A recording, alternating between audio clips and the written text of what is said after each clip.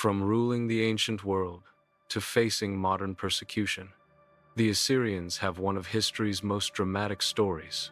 Today, we're tracing how Asshur, Shem's son, founded a civilization that would terrify Israel, encounter Jonah's preaching, and somehow survive 3 millennia to exist today as one of Christianity's oldest communities. Genesis 10:22 lists Asshur as Shem's second son. Genesis 10:11 adds intrigue. From that land he went to Assyria, where he built Nineveh, Rehoboth, Ir, Calah, and Rezin. The Berean Standard Bible notes this could also mean Asshur went forth, indicating the founder of the Assyrian civilization itself. The Assyrians burst onto history's stage as warriors and builders. Their capital, Nineveh near modern Mosul, Iraq, became the world's largest city. The walls were so wide that 3 chariots could race side by side on top.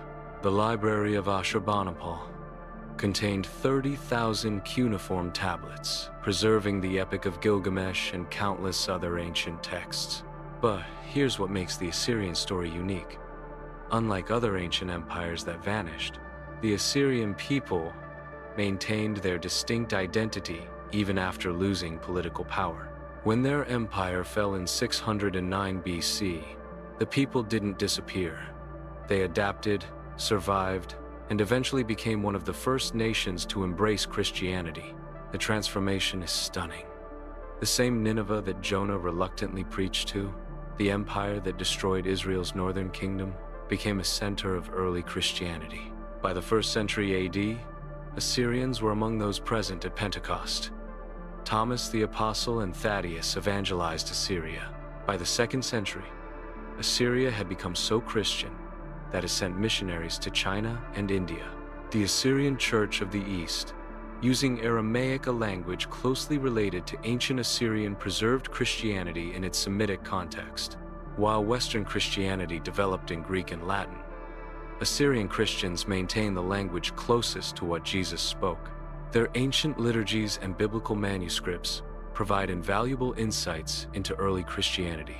But here's the tragic irony.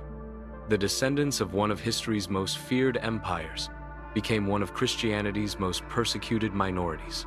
The Assyrian Genocide of 1915 to 1923, conducted alongside the Armenian Genocide, killed an estimated 300,000 Assyrians, about half their population. Today, ISIS's persecution has driven many from their ancestral homelands, yet they persist.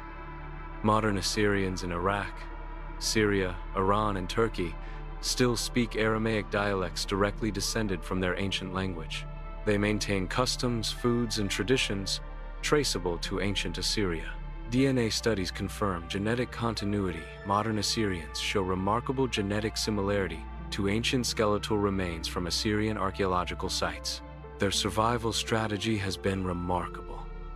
Without a nation-state for 2,600 years, they maintained identity through language, religion, and tight-knit communities. Assyrian festivals like Akitu, New Year, have been celebrated continuously for over 4,000 years. Their traditional music uses scales and instruments depicted in ancient Assyrian reliefs. The archaeological confirmation is overwhelming.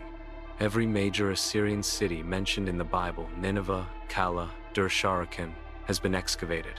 The Black Obelisk shows Israel's King Jehu paying tribute to Shalmaneser III.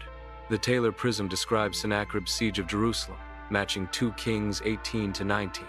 These aren't just ruins, they're testimony to biblical accuracy. What's particularly moving is how modern Assyrians view their history.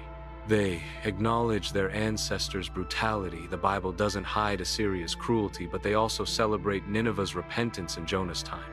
They see themselves as evidence of God's mercy, descendants of an empire that God chose to preserve despite its sins. Today's 2 million Assyrians worldwide face existential challenges. In their homeland, they're caught between Islamic extremism and secular nationalism.